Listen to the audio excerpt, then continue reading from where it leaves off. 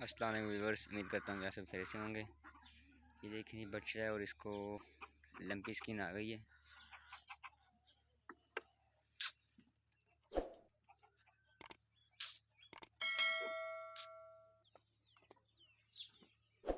اور یہ دانے سخت ہیں اور درد محسوس کر رہا ہے اور السر بھی ہو گئی ہے، زخم ہو گئے ہیں پاؤں پر۔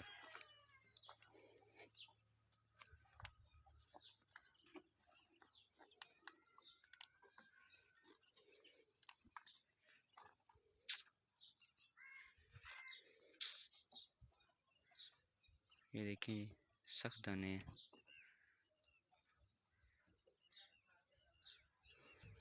فی الحال تو یہ علامہ سٹارٹنگ سے تھوڑی آگے آ گئی ہیں، سانس کا اس کا ٹھیک ہے ابھی فی الحال تو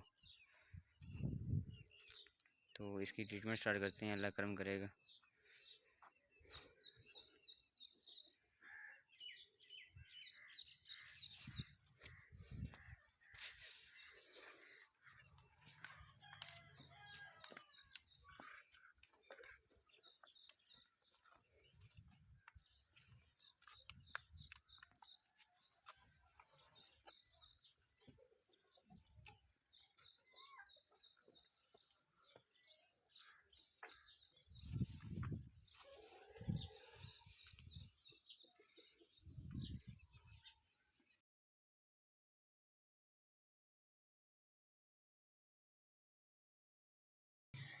تو زیادہ تر تو فارمر سمجھ رہے جب دیکھتے ہیں نا کہ اس طرح کی کوئی علامات آ رہی ہیں تو وہ الرجی سمجھتے ہیں اور ایبوٹک لگاتے ہیں اور سمجھتے ہیں کہ ٹھیک ہو جائے گا، لیکن تب تک جانا ٹھیک نہیں ہوتا، اور جب تک ڈاکٹر کا آتا ہے تو اینڈ سٹیج آ جاتی ہے۔ جب بھی آپ دیکھیں گے اس طرح کی کوئی علامات جانور شو کر رہا ہے تو فوراً ڈاکٹر سے رجوع کریں تاکہ اس کی ٹریٹمنٹ جلدی شروع ہو جائے۔ سب سے پہلے تو اس کی علامات کے متعلق بات کر لیتے ہیں۔ یہ بیماری وائرس کی وجہ سے پھیلتی ہے۔ یہ ایک وائرل بیماری ہے جو کہ زیادہ تر مکھیاں، مچھر وغیرہ ان کی وجہ سے پھیلتی ہے۔ تو سب سے ضروری ہے اس میں آپ احتیاط کریں۔ جو جانور اس طرح افیکٹڈ نظر آئے اس کو باقی جانوروں سے فوراً علیحدہ کر دیں۔ اب ہم اس کی علامات کی بات کرتے ہیں۔ اس میں جانور کا ٹمپریچر 106 تک فوراً ہارٹ تک پہنچ جاتا ہے۔ اس کے علاوہ جانور سست ہو جاتا ہے اور اس کے پورے جسم پر روڑیاں بننا شروع ہو جاتی ہیں، جیسا کہ آپ دیکھ رہے ہیں اس ویڈیو میں، جس کو ہم لمپس کہتے ہیں۔ جانور کھڑا نہیں ہو سکتا، یہ لمپس ناک کے اندر، کان، جھالر، تھن ہر حصہ پر بننا شروع ہو جاتے ہیں۔ اس کے بعد لمپس 2 سے 3 دن تک پھٹنا شروع ہو جاتے ہیں۔ جب یہ پھٹتے ہیں تو دیکھنے میں آیا ہے کہ جانور کو سانس لینے میں دشواری ہوتی ہے، سانس لینے میں دشواری، کھانا پینا کم، وزن بھی جانور کا کم ہونا شروع ہو جاتا ہے۔ اب ہم اس کے علاج کی طرف بڑھتے ہیں۔ تو یہ ایک وائرل بیماری ہے، اس کا کوئی بھی پراپر ٹریٹمنٹ نہیں ہے۔ تو جس طرح آپ علامات دیکھتے جائیں اسی حساب سے اس کا علاج کرتے جائیں۔ اگر جانور کو بخار ہو تو اس میں جانور کو لوکزن، کیٹو جیک، ملاکسی کیم، اس میں کوئی بھی انجیکشن لگا سکتے ہیں۔ اور اس کے علاوہ کوئی اور بیماری جانور پر حملہ نہ کرے، بیکٹیریل بیماری، کیونکہ اگر وہ حملہ کر دے گی تو پھر اس کا علاج بہت ہی زیادہ مشکل ہو جاتا ہے، تو ہم کم از کم اس سے اس کو بچا سکتے ہیں۔ تو اس کے لیے کوئی بھی پینسلین گروپ استعمال کریں، جیسے کہ پینوڈ فورٹ، PPS LA، الموکس LA۔ سانس کے مسائل کے لیے ایکسیفر، ٹائلو، اس طرح کے کوئی بھی اینٹی بائیوٹک استعمال کر سکتے ہیں۔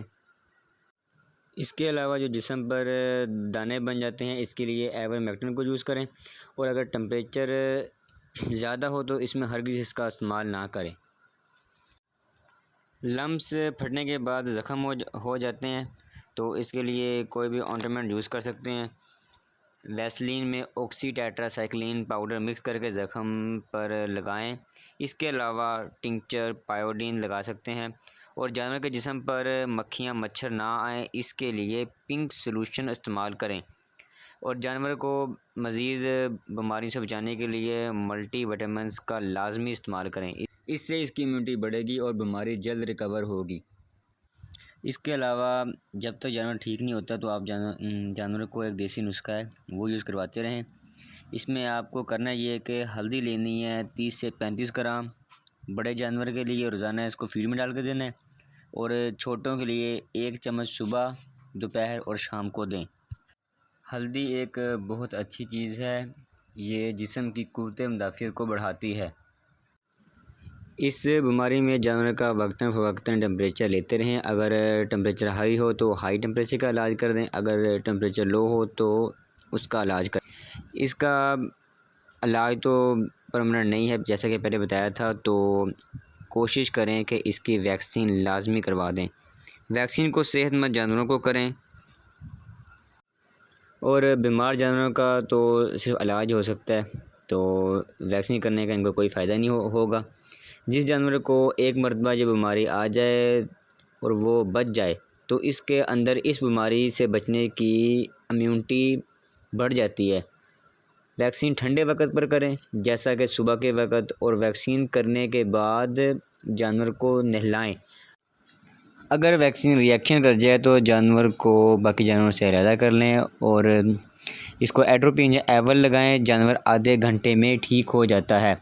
ری ایکشن میں جانور کا سانس تیز ہو جاتا ہے اور منہ سے رالیں آنے لگتی ہیں۔ اس کو پریگننٹ جانور کو لگا سکتے ہیں اور 3 ماہ سے اوپر جانور کو بھی لگا سکتے ہیں۔